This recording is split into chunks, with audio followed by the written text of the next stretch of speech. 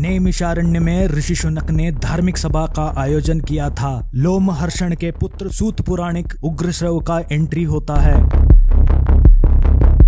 वहां के तपस्वी उग्रश्रव का आदर पूर्वक स्वागत करते हैं। जल से शुद्ध होकर वहां के तपस्वियों के साथ बैठते हैं।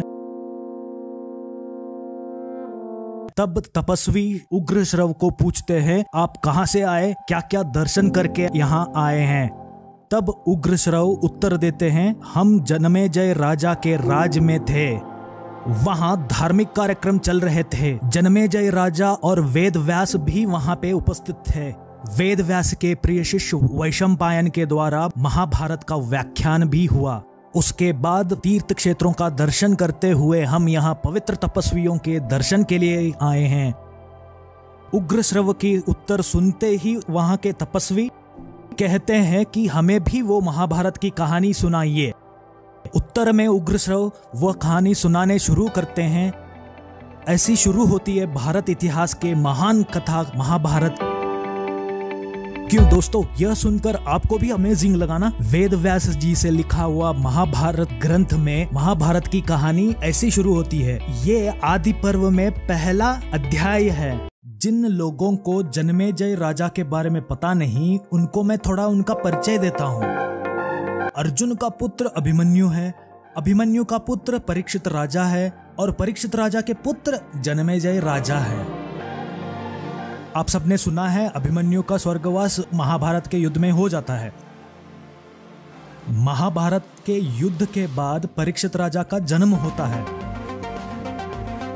जनमेजय राजा अर्जुन के पड़पौत्र है और परीक्षित राजा के पुत्र है। और मैं आपको ये कहना चाहता हूँ, वेदव्यास महाभारत लिखने की जो शैली है वो अद्वितीय है। महाभारत कहानी की शुरुआत जनमेजय राजा से हो रही है। जनमेजय राजा जो है महाभारत युद्ध के बाद आते हैं और फिर कहानी उनके पूर्व की घटनाओं में बदल जाती है। ये है भारतीय ऋषियों की कहानियां सुनाने की तरीका, अद्वितीय। अब आपको मेरी बात समझ में आ गई होगी ना? अभी तो रोमांच की शुरुआत हुई है।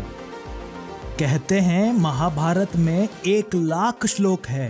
पूरे 18 पर्वों में लिखी गई है। हर एक पर्व को उपपर्वों में विभाजित किया गया है।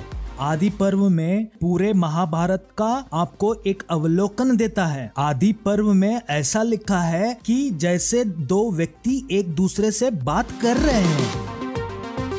पहले उग्रश्रवा को महाभारत का कहानी सुनाने को कहा जाता है। तो उग्रश्रव पहले पर्व में वो क्या कहना चाहते हैं, किस कहानी के बारे में कहना चाहते हैं, महाभारत की कहानी के बारे में एक पूरे अवलोकन देते हैं। सारे घटनाओं के बारे में संक्षिप्त में बात करते हैं। उसके बाद हर परिस्थिति को विस्तार में समझाते हैं। वेदव्यास की महाभारत की कहानी ऐसा ही लिखा गया है।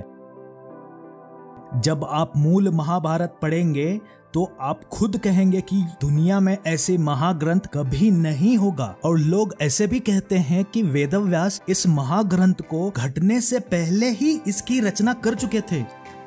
सभी लोग महाभारत का मूल कृति को पूरा पढ़ें। इसे पढ़ने से आप अपने इतिहास के बारे में, धर्म के बारे में जानेंगे और आपका आत्मविश्वास भी बढ़ेगा। भगवान श्री कृष्ण को भी जानेंगे। महाभारत की रचना को पढ़कर अपनी ज्ञान और आत्मविश्वास में सुधार करें और भगवान श्री कृष्ण की महत्वपूर्ण उपस्थिति को जानें। दोस्तों, अगर आपको ये वीडियो पसंद आया तो लाइक और शेयर जरूर करें। साथ ही मेरे चैनल को सब्सक्राइब करें।